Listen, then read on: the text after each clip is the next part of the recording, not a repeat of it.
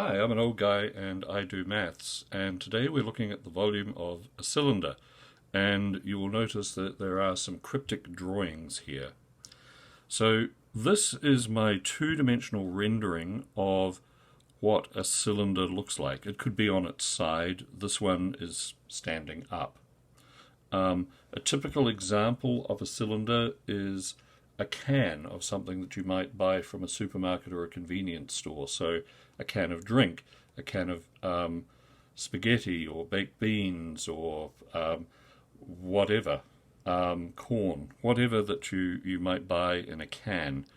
And what we're looking for is we're looking for the volume of one of these things. So I do have a 3D example of a cylinder here. It's a sort of thing that you might have on your desk. That's roughly what I've attempted to draw here. So it's got a circular area at the bottom, a circular area at the top, and it's got a distance between here and here. And those are some of the essentials that that we need in order to find the the volume of a cylinder. However, to find the volume of a cylinder, we need to find the area of either the top of it or the bottom of it, not both, just the top or the bottom. And the way in which you find the area of a circle, which is why this is conveniently drawn here, is the area is equal to pi r squared.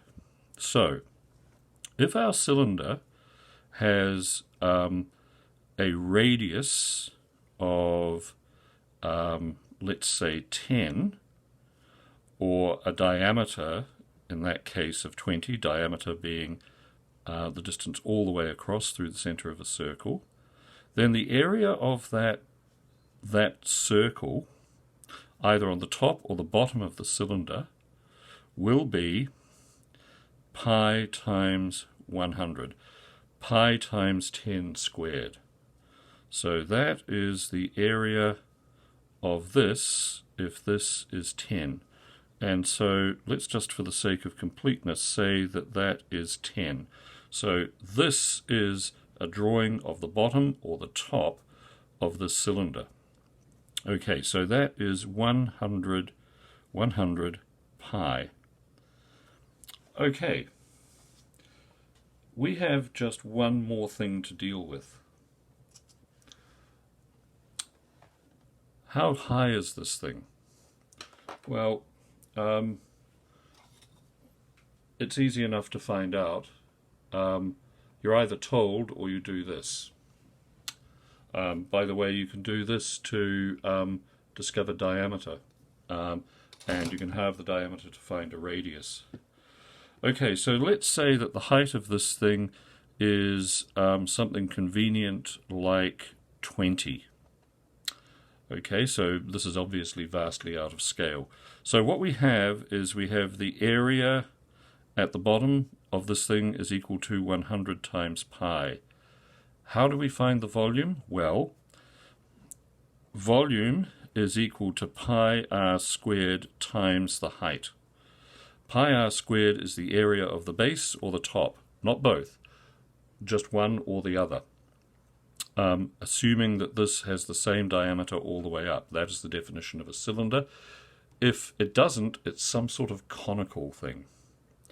Okay, so volume is equal to pi r squared times height. So we have 100 pi times the height of this thing, 20. Right, let's see what the volume of this thing is equal to then. So, we're going to take pi as being 3.14. If that confuses you at all, have a look at my video on pi, or my video on areas of circles. Okay, so 100 times 3.14, which we're going to stand in for pi, times 20. 6,280 units cubed.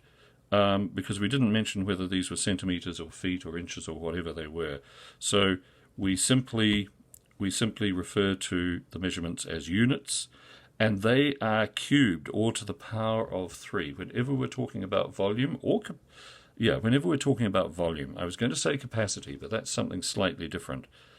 Whenever we're talking about volume, we talk in terms of units cubed. So let's just go through this quickly.